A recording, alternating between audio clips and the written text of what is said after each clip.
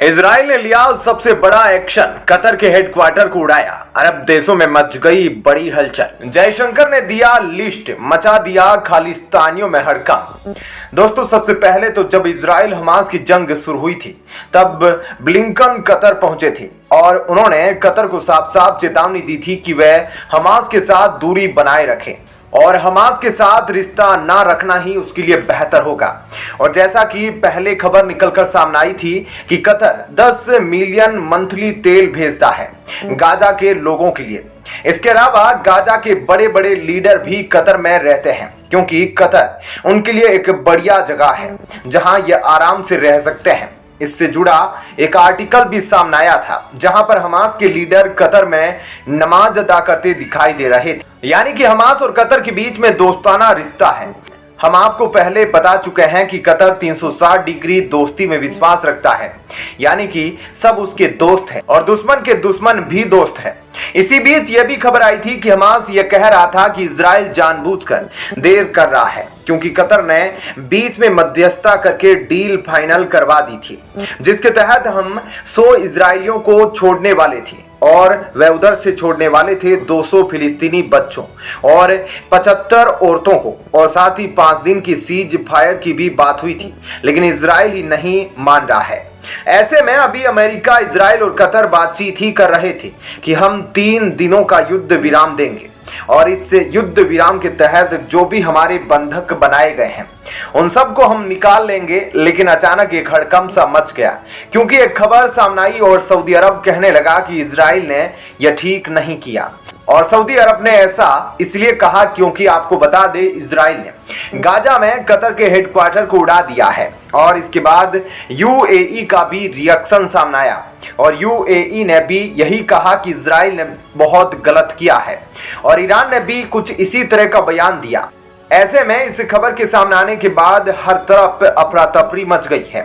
सभी middle east के देश यही कह रहे हैं कि यह कतर के साथ बहुत गलत हुआ और ऐसा नहीं होना चाहिए था। इजराइल ने इस बारे में अभी तक कोई जवाब नहीं दिया कि उसने आखिर ऐसा क्यों किया, लेकिन हालात के हिसाब से लग रहा है कि कतर जिस तरह से हमास और दूसरे आतंकवादी संगठनों का साथ देता है, इस वजह से इजराइल ने कतर के साथ ऐसा किया है। इसके बाद अरब देशों में एक हड़कंप सा मच गया है क्योंकि अल जजीरा को लेकर पहले ही इजराइल धमकी दे चुका है और अब कतर के हेडक्वार्टर को उड़ाने का क्या मतलब है यह तो आने वाले समय में ही पता चलेगा। ऐसे में इजराइल अब हमास को खत्म करने के लिए किसी की नहीं सुन रहा। तो वहीं दूसरी तरफ बता दे, इस वक्त ऐसे जयशंकर यूके में हैं और यहां पहुंचकर ऐसे जयशंकर सुनक से मिले और इस दौरान ऋषि सुनक ने अपने मंत्रिमंडल में बदलाव करते हुए सुएला ब्रेवरमैन को हटा दिया। ऐसे में बताया जा रहा है कि पहले तो फ्री ट्रेड एग्रीमेंट की बातचीत हुई कि दोनों देशों के बीच रिश्ते अच्छे होने चाहिए और इसी दिशा में आगे बढ़ने के बारे में बातचीत हुई। खालिस्तानियों की और भारत की तरफ से कहा गया कि 19 मार्च को जो लोग शामिल थे उसके बारे में हमें सबूत और खास इंफॉर्मेशन चाहिए और खालिस्तानियों के बारे में यह खास इंफॉर्मेशन भारत से, यूके से ही नहीं बल्कि अमेरिका से भी मांग रहा है। और खालिस्तानियों के बारे में यह खास इंफॉर्मेशन भारत यूके से ही नहीं बल्कि अमेरिका से भी मांग रहा है। भारत ने अमेरिकी सरकार से भी कहा है कि हमें खास जानकारियां दो।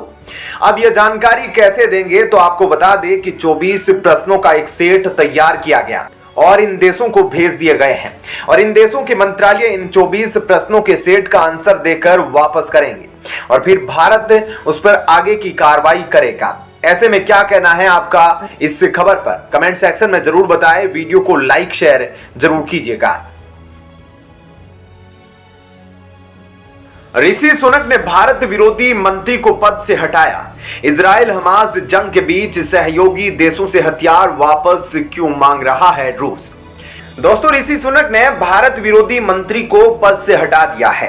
जी हां दोस्तों, ऋषि सुनक के द्वारा भारतीय मूल की मंत्री सुएला ब्रेवरमैन को पद से हटा दिया गया है, जिसके बाद से यह सुर्खियों में छाई हुई है। आपको बता दें कि सुएला ब्रेवरमैन भी ऋषि सुनक की तरह भारतीय मूल की ही है। बता दें कि ब्रिटेन में यह गृह मंत्री थी, लेकिन भारतीय मूल की होने के बावजूद भी इन्होंने भारत के खिलाफ ही बयान दिए, जिसकी वजह से भारत और ब्रिटेन के बीच में फ्री ट्रेड एग्रीमेंट भी अभी तक नहीं हो पाया। ऐसे में सुएला ब्रेवरमैन ने न सिर्फ भारत से माफी मांगी थी बल्कि अपने पद से इस्तीफा देने को तैयार थी, लेकिन उस समय माफी मांगने की वजह से ऋषि सुनक ने उन्हें उनका पद वापस दे दिया ताकि वो अपनी गलती सुधार सके। लेकिन अब इनको ऋषि सुनक ने क्यों अपने पद से हटाया? तो आपको बता दें कि हाल ही में इजराइल हमास युद्ध को लेकर ब्रिटेन में लोग फिलिस्तीन के समर्थन में प्रदर्शन कर रहे थे और इस दौरान 3 लाख से भी ज्यादा लोग सड़कों पर उतर आए थे और अपनी सरकार और इजराइल के विरोध में प्रदर्शन कर रहे थे। ऐसे में इन लोगों के सड़कों पर उतरने के बाद फिर से राजनीति होना शुरू हो गई। सुएला ब्रेवरमैन फिर से बाहर निकल कर आई और इन्होंने अखबार में एक लेख लिखा और कहा इसमें हमारी पुलिस की गलती है। ऐसे में इन्होंने अपनी गलती मानने की जगह यहाँ पुलिस की गलती बता दी, जबकि ब्रिटेन में ऐसा होता है कि जो मंत्री जिस मंत्रालय का होता है उसे ही उस चीज के लिए जिम्मेदार ठहराया जाता है, जबकि इन्होंने अपनी गलती पुलिस को बता दी इस प्रोटेस्ट के पीछे। और इस प्रदर्शन के दौरान इजराइल के समर्थक भी सड़क पर उतर आए और फिलिस्तीन और इजराइल के समर्थकों के बीच लड़ाई हो गई। ऐसे में इनका बयान उनके ही खिलाफ पड़ गया, क्योंकि पुलिस की जिम्मेदारी है उनके अंदर ही आती है, क्योंकि वो गृह मंत्री है, जिसकी वजह से अपोजिशन पार्टी धरने पर बैठ गई कि खुद मंत्री स्वीकार कर रही है कि पुलिस की गलती है, तो वह खुद पद पर क्यों बैठी हुई है।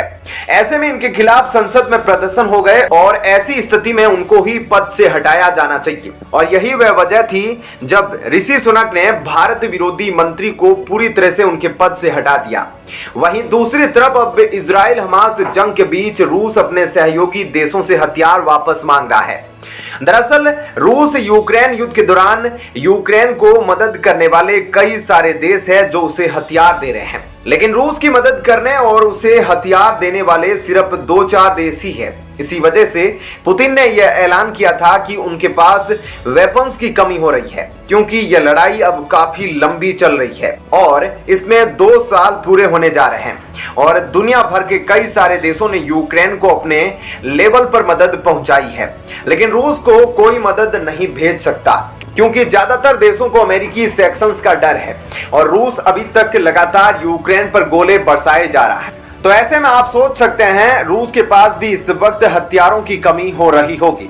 ऐसे में रूस सोच रहा है कि जब उसके पास वेपन्स खत्म हो जाएंगे तो वह वापस कहां से सारे वेपन्स लेकर आएगा, कहां से खरीदेगा, क्योंकि अमेरिकी सैंक्शंस लगने की वजह से वह ऐसा नहीं कर पा रहा है। ऐसे में अब रूस को यह ख्याल आया है कि क्यों ना उसने जिन देशों को अपने वेपन्स भेजे थे उनसे ही वे अपने वेपन्स वापस ले ले, और इसलिए रूस ने अब इजिप्ट से गुजारिश की है कि एक समय पर हमने आपको जो हेलीकॉप्टर भेजे थे तो अब आप हमें उन हेलीकॉप्टर्स के 100 इंजन निकाल कर भेज दो। इसके अलावा रूस ने पाकिस्तान को भी जो हेलीकॉप्टर दिए थे उनके भी इंजन अब रूस वापस लेने की कोशिश में लगा है। ऐसे में इन सब बातों से यह साफ पता चलता है कि रूस यूक्रेन युद्ध में अभी भी रूस इस युद्ध को खत्म करना नहीं चाहता है और इस युद्ध को जारी रखने के लिए अपनी तरफ से हर एक प्रयास करने में लगा है। इसी वजह से अब अपने सहयोगी देशों से अपने ही हथियार वापस मांग रहा है। क्या कहना है आपका इस खबर पर कमेंट सेक्शन में जरूर बताइएगा। साथ ही वीडियो को लाइक शेयर जरूर कीजिएगा।